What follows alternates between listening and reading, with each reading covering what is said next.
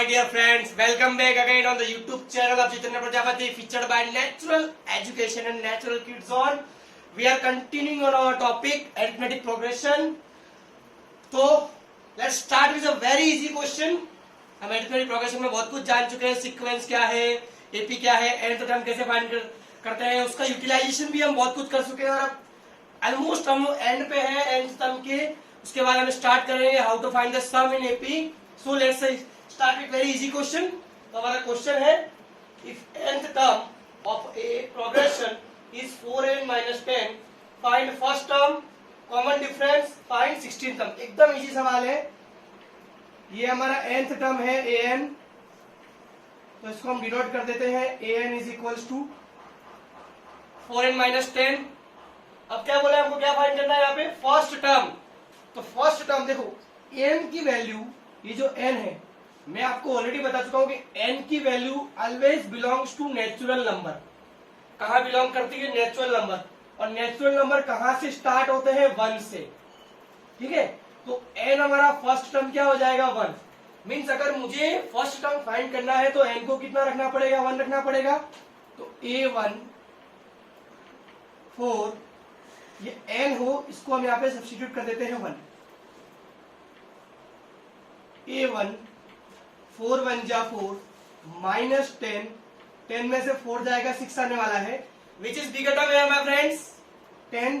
और 10 का साइन क्या है यहाँ पे बताओ, नेगेटिव है, तो आंसर क्या आने वाला है, -6. Of course you are right. So ये हो गया हमारा फर्स्ट टर्म. अब इनको क्या बोल रहा है, फर्स्ट टर्म एपी में क्या बताया, फर्स्ट टर्म को हम किससे डिनोट करते हैं, ए से. ठीक है, अभी तक के सवालों में आपको पता चल गया होगा फर्स्ट टर्म क्या है. और कॉमन डिफरेंस बोल रहा है, कॉमन डिफरेंस डी. ठीक है, तो मैं आपको एक ट्रिक देने वाला हूं. ट्रिक ये है कि कॉमन डिफरेंस फाइंड करने के लिए n के साथ जो वैल्यू है, क्या बोला मैंने, n के साथ जो वैल्यू है 4, ये हो जाएगा आपका कॉमन डिफरेंस 4. खत्म, फिनिश. ठीक है, क्या बोला मैंने, n के साथ जो वैल्यू है, n, ये जो n है इसके साथ जो वैल्यू है उसको साइन के साथ उठाइए. प्लस है तो प्लस, माइनस है तो माइनस, और वही वैल्यू हमारी हो जाएगी कॉमन डिफरेंस डी. अभी क्या बोल रहा है, 16th टर्म. 16th टर्म के लिए हमारे पास an का फॉर्मूला क्या है, an is equals to a plus n minus 1 into D. n कितना रखने वाले हैं, 16. हम आई होप कि अब आपको ये आ रहा होगा, ग्रिप बन गई. जितना उसे प्रैक्टिस करना शुरू कीजिए. Now it is a very easy question कि हमारे पास a है -6, n हो गया 16, d हो गया 4, -6 15 इंटू 4, -6 प्लस 60. बताओ आंसर क्या आने वाला है, 66 और 54. ना, इट विल बी, कैसे पता लगाना, अगर आपको अभी भी डाउट है तो मैं आपको फिर से समझा रहा हूं. देखो, एक माइनस और एक प्लस है. जब भी एक माइनस और एक प्लस हो रहा है तो हम क्या करते हैं, सब्सट्रैक्शन. तो 60 में से 6 गया 4. ठीक है, 54 आ गया. विच इज बिगर, 60 और 6, 60 बिगर है, पॉजिटिव आंसर. तो ये हो गया हमारा 16 तक. देखो, मैं आपको एक और क्वेश्चन पूछता हूँ यहाँ पे कि सपोज मैं ऐसा बोलूं कि an जो है मेरा है -8 प्लस 3n. बताओ मेरा कॉमन डिफरेंस क्या होने वाला है यहाँ पे, कॉमन डिफरेंस क्या बताया मैंने, n के साथ जो वैल्यू है कितना है यहाँ पे, +3. तो कॉमन डिफरेंस मेरा हो जाएगा +3. एक और लेते हैं एग्जाम्पल, 7 माइनस 5n. बताओ मेरा कॉमन डिफरेंस क्या होने वाला है, बताओ, सोचो सोचो फटाफट, एकदम आ जाएगा आपको, फटाफट सोचो. n के साथ कितना है, -5, तो d मेरा हो जाने वाला है -5. एक और ले लेते एग्जाम्पल, -8n प्लस 3. बताओ d क्या हो जाएगा, d कितना होने वाला है, n के साथ कितना है, -8. और फर्स्ट टर्म निकालो, ऐसे तो ठीक है, नहीं तो ऐसे भी निकाल सकते हैं आप. डायरेक्ट इनको ऐड कर दीजिए. यहाँ पे फर्स्ट टर्म -8 प्लस 3 -5, यहाँ पे फर्स्ट टर्म 7 माइनस 5 2, यहाँ पे फर्स्ट टर्म -8 प्लस 3 -5. देखो यहाँ पे भी कर सकते थे आप, a 4 में से 10 गया -6. तो मैथ्स जो है वो एकदम इजी बन जाएगा, लेकिन आपको प्रैक्टिस करनी पड़ेगी. समझ में आया, पॉज करके फिर से देख लो एक बार. ओके, चलो हम नेक्स्ट क्वेश्चन पे चलते हैं. सो लास्ट क्वेश्चन आपको समझ में आया, नहीं आया तो फिर से देख लीजिए. देखो, मैं फॉर्मूला ऑलरेडी कंप्लीट कर चुका हूं. अब खाली मैं आपको एप्लीकेशन समझा रहा हूँ कि देखो फॉर्मूले का एप्लीकेशन बहुत है, इतनी सारी वैरायटी बन सकती है मैथमेटिक्स में। बस आपको अपना दिमाग खुला रखना है, क्वेश्चन को पढ़ना है, उसको कन्वर्ट करना है मैथमेटिकल फॉर्म में, और you can easily get the answer. लेकिन आपको समझना है, you have to understand the words. यहाँ पे क्या बोल रहा है, how many 2 digit numbers are divisible by 6, मतलब हमको नंबर चाहिए। तो क्या बोला, सबसे पहले समझ लो कि डिजिट्स कितने हैं, 2 डिजिट नंबर। जैसे कि 54 इज योर 2 डिजिट नंबर। तो पहले तो हमें ये पता होना चाहिए कि 2 डिजिट नंबर स्टार्ट कहां से हो रहा है। बताओ कहां से स्टार्ट हो रहा है 2 डिजिट नंबर, कहां से स्टार्ट हो रहा है? Obviously it is starting from 10 और खत्म कहां हो रहा है, खत्म कहां होने वाला है? It is ending eight 99। मतलब ये हो गया हमारे 2 डिजिट नंबर। इसके अलावा कोई डिजिट पता है तो मुझे भी बताना। हाँ, 2 डिजिट नंबर स्टार्ट हो रहा है 10 से और खत्म होने वाले हैं 99 पे। दिमाग खुला रख के बैठो, एकदम इजी क्वेश्चन है। क्वेश्चन ये कर चुके हो आप, खाली इसको कन्वर्ट किया गया है वर्ड फॉर्म में। ये मैं फिर से बोल रहा हूँ, ये क्वेश्चन आप कर चुके हो, ऐसे बहुत से क्वेश्चन किए हैं, बस आपको कन्वर्ट करना। अभी देखो, लेकिन यहाँ पे कंडीशन है क्या, कि जो नंबर है वो 6 से डिविजिबल होने चाहिए। अभी यही चीज हमें ध्यान रखनी है कि 10 मैं नहीं ले सकता। क्यों? क्योंकि 10 6 से डिविजिबल नहीं है। 11 नहीं ले सकता क्योंकि 11 6 से डिविजिबल नहीं है। तो नेक्स्ट नंबर क्या होगा, 12। 6 2 12, मतलब जो नंबर मेरा फर्स्ट नंबर 2 डिजिट 6 से डिविजिबल हो गया 12, मतलब 12 क्या है बताओ, what is 12? Yes obviously 12 is my first term, क्योंकि मेरी एपी कहां से स्टार्ट होने वाली है, 12 पे। नेक्स्ट क्या होगा, 18, जो 6 से डिविजिबल है। अब 6 का टेबल लिख दो आप। 24 कहां तक लिखना है, 99 तक। लेकिन 99 6 से डिविजिबल है, चेक करो। 6 1 जा 6, 6 6 जा 36, नहीं, 99 6 से डिविजिबल नहीं है। तो कौन सा नंबर 6 से डिविजिबल होगा, इस 3 को यहाँ माइनस कर दो, 96। ये हो गया रिमाइंडर मेथड। आपको नहीं समझ में आया तो फिर से देख लो कि 27 5 से डिविजिबल नहीं है। तो कौन सा नंबर 5 से डिविजिबल होगा, इस 2 को यहाँ माइनस कर दो, 25। मतलब मेरा 25 क्या होने वाला है, 5 से डिविजिबल। एकदम इजी बनने वाला है क्वेश्चन आपके लिए। मतलब ये सीरीज कहां जाके रुक जाएगी, 96। ऐसा सवाल किया है ना आपने। ये हो गया 1 12, डी कितना है 6। हर केस में ये जो आपका डी बन जाएगा, नहीं तो ऐसे माइनस कर लो। एन बताओ 96। अगर लिख दिया ना तो गलत हो जाओगे। हमको बोला है शुरू कहां से हो रहा है, 12 से, खत्म कहां हो गया 96 पे। जहां खत्म होता है उसको बोल दिया मैंने लास्ट टर्म। मतलब ये वो वाला सवाल है जहां पे आप एन फाइंड करते हो, वो वाला हाउ मेनी। मैंने पहले भी आपको हिंट दी है कि जब भी हाउ मेनी, व्हिच, कैन ऐसा है तो आपको एन फाइंड करना है। अब एकदम इजी सवाल है, ठीक है। सो एन 96, ये कितना है 12, एन -1, डी कितना है 6, 12। देखो यहां से सॉल्व करने में बहुत ध्यान रखना है। ये पॉजिटिव वैल्यू मतलब कुछ चेंज नहीं होने वाला, ठीक है। मैंने आपको ऐसे बहुत सारे सवाल कराया, फिर भी एक बार देख लो आप। 6 1 जा 6 एंड 6 1 जा 6। साइन लिखने में कभी उतावल मत करो, आराम से चलो, कहीं नहीं जा रहा है सवाल, आराम से देखो। लिख दिया, अब मुझे साइन लिखना है। अब मैं यहाँ लिखना चाहता हूँ, क्या लिखूं, प्लस या माइनस? सोच लो क्या लिखूं, बताओ, प्लस या माइनस? वो कैसे चेक करते हैं, हमने किस किस का मल्टीप्लाई किया होगा, इन दोनों का। ये भी प्लस है, ये भी प्लस है, यहाँ प्लस आने वाला है। यहाँ पे क्या लिखूं बताओ, सोचो सोचो क्या लिख चाहिए यहाँ पे। तो कैसे पता चलेगा क्या लिखना है आपको? आपको देखना है मल्टीप्लाई किस किस का किया आपने।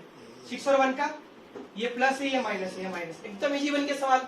अभी मैंने आपको क्या समझाया था, ये कहीं नहीं जा रहा, इसके साथ एन है, ये बेचारा बदनसीब है, इसको हम कहीं नहीं भेज सकते, ऐसे छोड़ दो। अब ये 12 और ये 6, 12 माइनस 6 क्या हो जाने वाला है 6। बताओ क्या लिखो, प्लस या माइनस? यही इंपॉर्टेंट चीज है, यही गलती करते हो आप।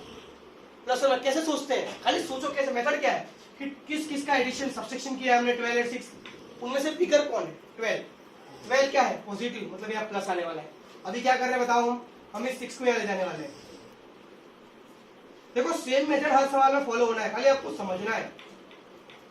बोलो इस 6 का क्या करूं, सब्ट्रैक्शन या मल्टीप्लिकेशन? कुछ नहीं होना, इसका डिवाइड होना है, ठीक है। तो हमारा n हो गया 15। मतलब ये क्या मिला बताओ मुझे, ये 15 क्या है? मतलब 15 हमारा आंसर है कि जब हम शुरू करेंगे कहां से, 12 से, और जाएंगे कहां तक, 96 में। तो बीच में कितने स्टेशन है, ये हमारा फर्स्ट स्टेशन है, ये हमारा लास्ट स्टेशन है। बीच में कितनी जगह रुकना है आपको? 15, 12, 18, 24, 30। सो अब मैं आपको 2 सवाल और सिखाने वाला हूँ, लेकिन मैं कंप्लीट नहीं करने वाला हूँ। मैं खाली वर्ड्स पे से आपको मैथ्स का सवाल बनाने सिखाने वाला हूँ, ठीक है? कंप्लीट आपको करना है और कमेंट में मुझे आंसर लिख के दो। अब इसमें बोला है how many 3 digit number are divisible by 9। मतलब क्या 3 डिजिट नंबर चाहिए। तो पहले तो ये सोच लो कि 3 डिजिट नंबर स्टार्ट कहाँ से होते हैं? तो 100 से। आई होप कि आपको पता होगा। खत्म कहाँ हो रहे बताओ? खत्म कहाँ हो रहे हैं? तो ये खत्म हो रहे हैं 999 पे, क्योंकि अगला डिजिट है 1000 और 1000 में 1 2 3 4। बोलो गणपति की जय जयकार। 4 डिजिट है, ठीक है? सो अभी 100 से 99 तक जाना है, लेकिन कंडीशन मेरे पास है। कंडीशन क्या है? 9। अभी मैं एक एक डिजिट डिवाइड करके चेक करूं कि 1019 से डिवाइड है कि नहीं, 1029 से डिवाइड है कि नहीं। ऐसा नहीं करेंगे। मैं आपको एक ट्रिक दे रहा हूं, देखो बहुत मजा आने वाला है आपको। इसको डिवाइड कर लो पहले। 11 9 जा 99, यहाँ 1 रिमाइंडर है। पिछले सवाल में हमने क्या किया था? ये 100 में से आप इस 1 को माइनस कर लो, लेकिन आगे जाना है। सुन लेना फिर से, जब भी आगे जाओ ना तो जिससे डिवाइड किया उसको प्लस कर लो। तो आंसर आएगा 108। मतलब आपकी सीरीज कहां से स्टार्ट होने वाली? सीक्वेंस 108 से, ठीक है? लास्ट नंबर ये 999 ऑलरेडी 9 से डिविजिबल है, मतलब आपका नंबर हो जाएगा इस तरह से, ठीक है? क्या करना है? फिर से नहीं समझा? एक बार फिर से देख लो। मैं मान लेता हूं कि आपको नहीं समझा है, फिर से देख लो एक बार। 100 को 9 से डिविजिबल है कि नहीं? पहला डिजिट चेक कर लो आप। 9 1 जा 9, 9 1 जा 9। तो यहाँ पे रिमाइंडर 1 बच रहा है, मतलब ये 100 जो है ये 9 से डिविजिबल नहीं है। तो मुझे नंबर चाहिए कि कौन सा मेरा फर्स्ट नंबर होगा। तो उसके लिए क्या करेंगे आप? ये जो नंबर है 100, उसमें से आप रिमाइंडर माइनस कर दो। लेकिन जब आगे जाओ उस केस में ये जो जिससे डिवाइड किया उसको प्लस करते चलना है आपको। ये हो जाएगा 99 प्लस 9 108। मीन्स आपका पहला नंबर कौन सा होगा? 108। अगला number it is multiple of 9, 117 126। उसी तरह लास्ट नंबर कौन सा होगा? 999। क्यों? क्योंकि 999 ये 9 से डिविजिबल है। मतलब ये हो गया आपका ए। डी कितना है? 9, ठीक है? और एन आपका हो गया 999 और आपका ये हो गया एन, और एन आपको क्या करना है? फाइंड करना है। करो फटाफट चलो और मुझे कमेंट में आंसर दो, ठीक है? अभी अगला सवाल देखते हैं हम।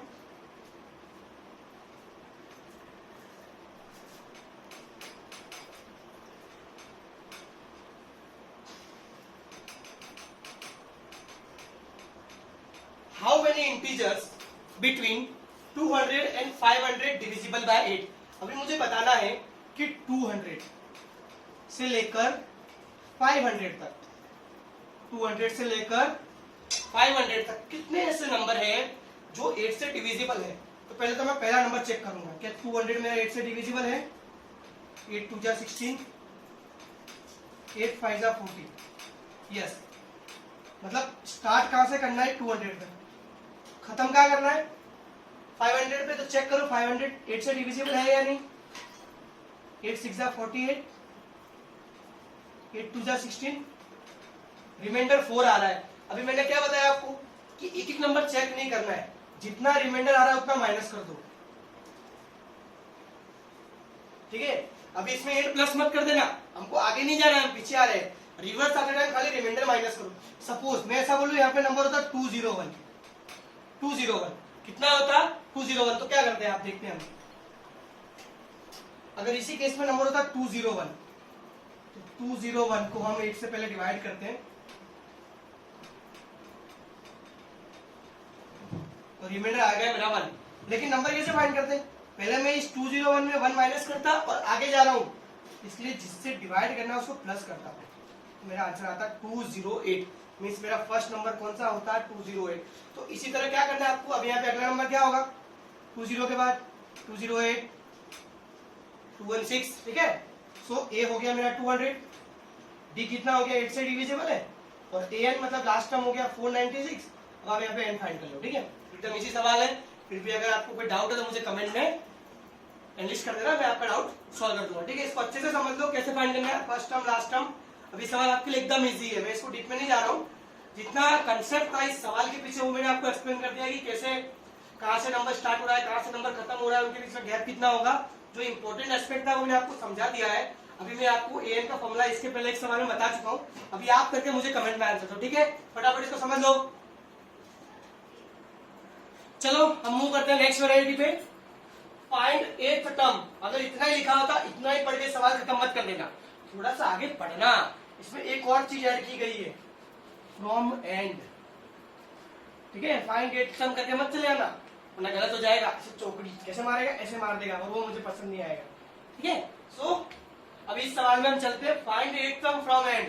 अब इसमें हम क्या करें, पहले एन निकाले कितने टर्म से, एट नहीं, ऐसा नहीं करना, एकदम शॉर्टकट झक्का स्टिक देने वाला हूं मैं आपको। आपको करना क्या है बताओ, इस सवाल में ए क्या है आपका, पहले समझ लो कि इसका मतलब क्या है। एट का मतलब आपको पता लगाना कि पीछे से, यहां से 8 नंबर पे कौन सा टर्म आने वाला है, यहां से नहीं यहां से। तो बताओ ए क्या है आपका, 7 नहीं। इस सवाल में आपको उल्टा करना है, इसको ए ले लेना है आपको। बी कितना है,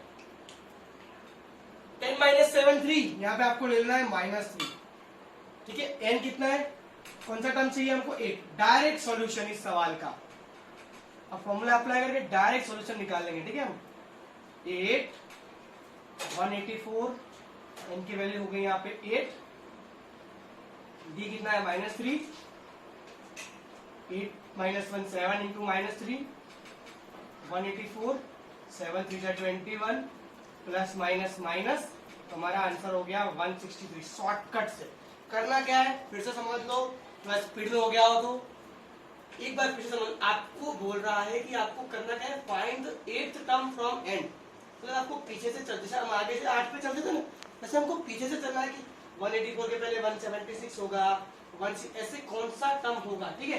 184 के पहले 181 170, ऐसे 8 नंबर पे कौन सा टर्म होगा। तो उसके लिए क्या करना है, इसको मानना है आपको ए। ये हो गया हमारा फर्स्ट टर्म। हम ऐसा समझेंगे हमारे ए पी रिवर्स ऑर्डर में, ये हो गया हमारा ए। डी, डी कितना है, देखो आगे जा रहा था इंक्रीज होगा तो पीछे आगे डिक्रीज, डिक्रीज मतलब डी नेगेटिव, 10 माइनस 7 3, तो डी हो गया -3। और एन कौन से टर्म पे जा रहे हैं हम, ये बस एन का फॉर्मूला लगाओ, सवाल खत्म, एकदम इजी। सो एक और क्वेश्चन लेते हैं हम। देखो क्वेश्चन को समझने का प्रयत्न करो, डायरेक्ट अटैक मत करो, हमला मत करो उस पर, पहले समझो, उसके दिल की बात समझो, वो क्या कह रहा है। क्या कह रहा है, फाइंड 10th टर्म, थोड़ा आगे भी पढ़ना, फ्रॉम एंड ऑफ एपी 3 6 9 12 10, मतलब हमको कहां से चलना है, पीछे से, और 10 नंबर पे आना। तो मैंने क्या समझाया आपको, ए बताओ, ए मेरा कितना होने वाला है, ए मेरा कितना होने बताओ। तो 3 मत ले लेना, मैंने क्या बताया आपको, पीछे से चलना है, मतलब 300 से चलना स्टार्ट करोगे आप। तो ए हो गया मेरा 300, ठीक है? एन बताओ, एन कितना होने वाला है, 10। B, this is special case, तो डी में कितना है मेरा, आगे चलूंगा तो प्लस होगा, तो पीछे आऊंगा तो माइनस होने वाला है। सिंपल कंसेप्ट है मैथमेटिक्स का कि वैल्यू बढ़ती कैसे है जब प्लस होती है, घटती कैसे जब माइनस होती है। तो आगे चल रहा हूं तो 3 प्लस हो रहा है, तो सोचो मैं पीछे आऊंगा तो क्या होगा, पीछे आऊंगा तो क्या होगा, -3। नहीं समझा है, फिर से देखो, आगे चल रहा हूं तो 3 प्लस 3 6 प्लस 3 9, अगर रिवर्स आना है तो 9 माइनस 3 6 6 माइनस 3 3, मतलब जब मैं रिवर्स आऊंगा, पीछे आऊंगा, तो डी मेरा हो गया -3। अब सिंपल सवाल बन गया ये, N is equal to A plus N minus 1 into D. 10, A की वैल्यू कितनी है यहाँ पे 300, एन कितना है 10 माइनस 1, डी की वैल्यू कितनी है -3, 9 इंटू -3। सो साइन लिखने में उतावल मत करो, आप बहुत साइन लिखने में उतावल मत करो, आराम से लिखो। देखो यहाँ पे क्या लिखना है आपको, ये प्लस है और ये माइनस है, तो माइनस लिख लो, इट विल बी योर 273। बन गया ये सवाल। मतलब क्या कि जब पीछे आते हैं, जब भी आपको ऐसा क्वेश्चन दिया एग्जाम में फ्रॉम एंड, तो एंड जहां से एपी जो लास्ट टर्म दिया वो आपका फर्स्ट हो जाएगा, ठीक है? और एंड आपका जो टर्म दिया वो डी, मतलब अगर डी आप नॉर्मल तरीके से निकाल लो, जैसे कि 3 हो रहा है तो रिवर्स आओगे तो कितना हो जाएगा, -3, वैल्यू कैंसिल निकालो। सो सिंपल, समझ आया आपको?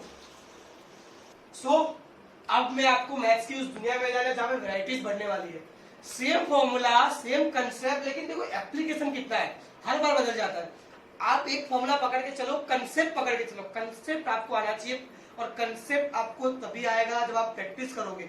रटना नहीं है, हमें टाइप देख के नहीं पढ़ना है, हमें कंसेप्ट पता लगाना है। अभी देखो हमको क्या बोल रहा है, find the value of K for this 3 terms are in AP. देखो 3 टर्म वाले दो टाइप के क्वेश्चन होते हैं, जहाँ पे आपको 3 कंसेक्यूटिव टर्म बोला हो, ये भी 3 कंसेक्यूटिव टर्म है, दोनों में अलग अलग, दोनों में आपको आज करवाऊंगा, दोनों में डिफरेंस समझाऊंगा। पहले ये देख लो, आपको ऐसा बोल रहा है कि ये तीनों टर्म जो है एपी में अरिथमेटिक प्रोग्रेशन में है, तो उसके लिए के फाइंड करो। देखो कोई भी 3 टर्म में एज्यूम करता हूँ कि ए बी सी, अगर ये एपी में, इसका मतलब क्या कि इनके बीच का डिफरेंस सेम होगा। एपी की डेफिनेशन क्या है कि जहाँ पे दो कंसेक्यूटिव टर्म का, दो सक्सेसिव टर्म का डिफरेंस क्या हो, सेम, मतलब यहाँ पे डिफरेंस कितना होगा, बी माइनस ए, सेकंड माइनस फर्स्ट, और यहाँ पे डिफरेंस क्या होगा, सी माइनस बी, ठीक है। और ये डिफरेंस क्या होना चाहिए, सेम होना चाहिए, तभी एपी। अब इसको थोड़ा मॉडिफाई करते हैं हम, p plus b equals to A plus c, two b equals to A plus c, ये बन गया आपका फॉर्मूला। मतलब क्या, इसको मैं और अच्छे से लिखूं तो 2 into middle term is equals to first term plus third term, ठीक है, ऐसे भी लिख सकता हूं मैं। और इसी का मैं यहाँ अप्लाई करने वाला हूँ। फॉर्मूला क्या बताया मैंने आपको, 2 into middle term is equals to first term plus third term. तो मिडल टर्म क्या है, 2 इंटू मिडल टर्म क्या है मेरा 8, फर्स्ट टर्म क्या है मेरा 2k plus 1, plus third term क्या है 5k प्लस 1, 2 8 जा 16, 2 प्लस 5 7k, 1 प्लस 1 2, इस 2 को हम यहाँ ले आते हैं, एकदम इजी बनने वाला है ये सवाल आपके लिए। 14 is equals to 7k, k is equals to 14 upon 7। पूरा सवाल सिंपल। फिर से समझो कंसेप्ट आया कहां से, नहीं समझ आया तो फिर से समझो कि ये कंसेप्ट में लाया कहां से, कहीं से नहीं लाया हूं, मैंने एपी की डेफिनेशन समझी है, मेरे को एपी के बारे में पता है कि एपी का मतलब क्या, कि जब कोई भी टर्म एपी में होते हैं तो उनके बीच का डिफरेंस सेम होता है। तो यहाँ पे डिफरेंस कितना होगा, बी माइनस ए, यहाँ पे डिफरेंस कितना होगा, सी माइनस बी, और एपी में है मतलब ये सेम है। अब इस बी को हम यहाँ ले आते हैं, बी प्लस बी, इस ए को हम यहाँ ले जाते हैं, ए प्लस सी, तो 2b equals to A plus c. अगर मुझे कंसेप्ट पता है ना एपी का या किसी भी चीज का, तो मैं कहीं से भी आंसर लेके आऊंगा, पास मुझे कंसेप्ट पता होना चाहिए, ठीक है। अच्छे से समझ लो इस चीज को, बहुत काम आने वाला है। 1 मार्क्स का क्वेश्चन है लेकिन बहुत अच्छा है।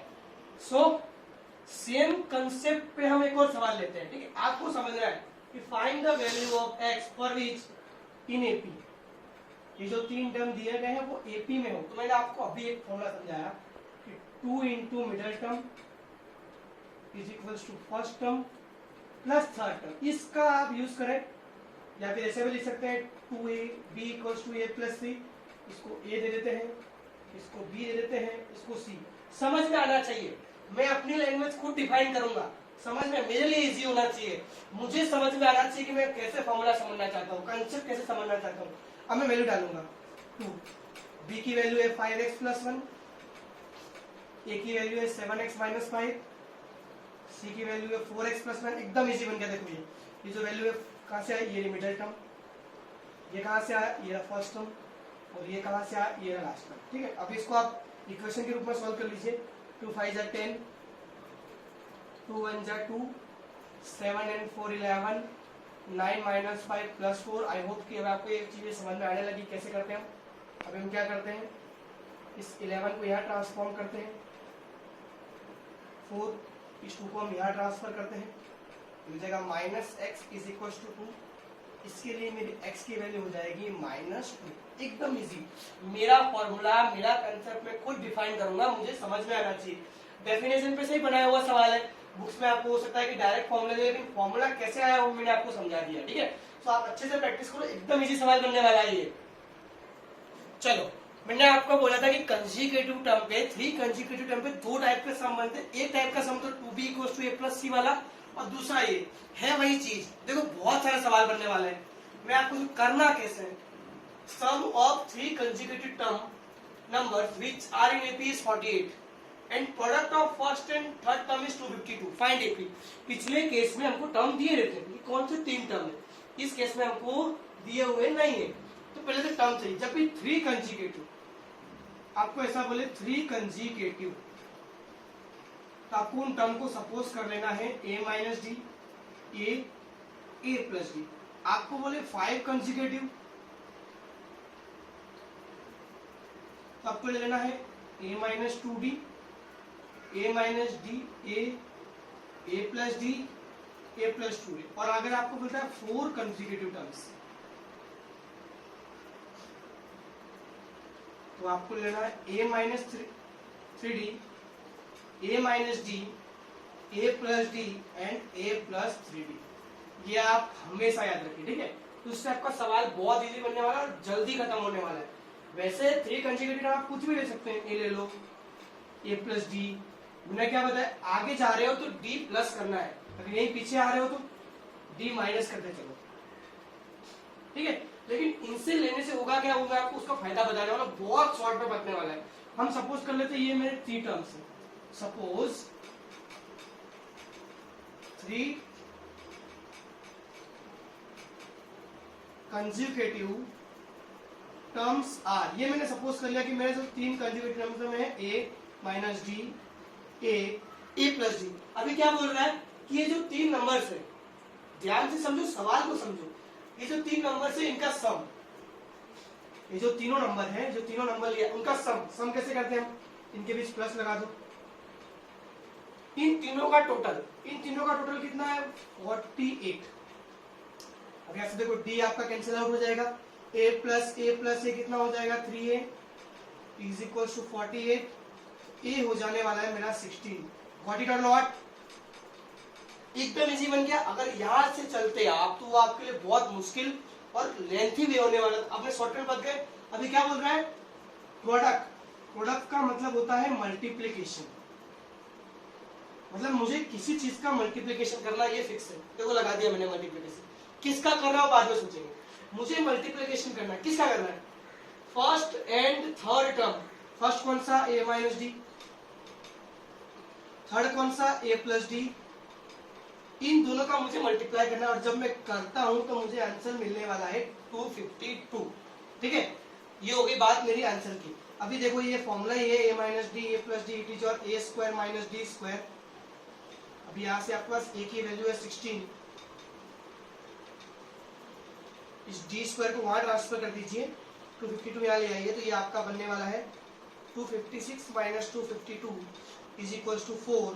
मीन्स बात हो गई d square is equal to 4, तो d इज प्लस 2 और माइनस 2, बाय 2 का स्क्वायर भी 4 बनने वाला है और माइनस 2 का स्क्वायर भी 4 बनने वाला है। d can be any value, positive और नेगेटिव, ठीक है।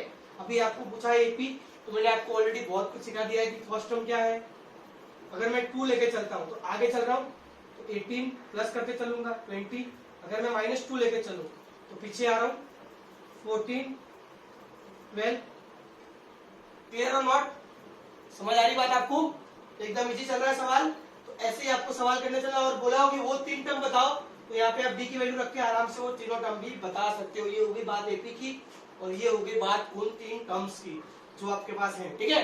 क्लियर, तो आई होप कि आपको सेशन समझ में आया हो। थोड़ा स्पीड में किया है क्योंकि वेराइटीज इतनी है एपी में कि आप करते ही रह जाओगे, बट कंडीशनली क्या है कि आपको वेराइटीज पे ध्यान फोकस करना है, कंसेप्ट पे। अगर आपके कंसेप्ट स्ट्रॉन्ग है, अगर आपने समझा स्ट्रॉन्ग है, अच्छे से समझ लिया तो आप किसी भी सवाल पे अप्लाई करो। लेकिन अगर आप रटने की ओर चलोगे कि सवाल बाय सवाल, क्वेश्चन बाय क्वेश्चन अगर आप रटोगे कि ऐसा आएगा तो मैं ऐसा करूंगा, तो वहां पे आपसे कुछ नहीं होने वाला। आपको कंसेप्ट समझना है कि ये करना कैसे है, इस फॉर्मूले का अप्लाई क्या है। आप कोई भी सवाल उठाओ उसको करो, एक बार करो, 2 बार करो, नहीं आ रहा तो कमेंट में करो, मैं आपको सॉल्यूशन दूंगा by the possible way. But करो, प्रैक्टिस करोगे उतना मजा आएगा। अपने कंसेप्ट, मैं फिर से बोल रहा हूँ, कंसेप्ट बिल्डअप करो, सवाल नहीं कंसेप्ट बिल्डअप करो, ठीक है। Thank you, and next time मिलेंगे तब हम और भी नया लेके आएंगे। Bye bye, good bye, Shiv.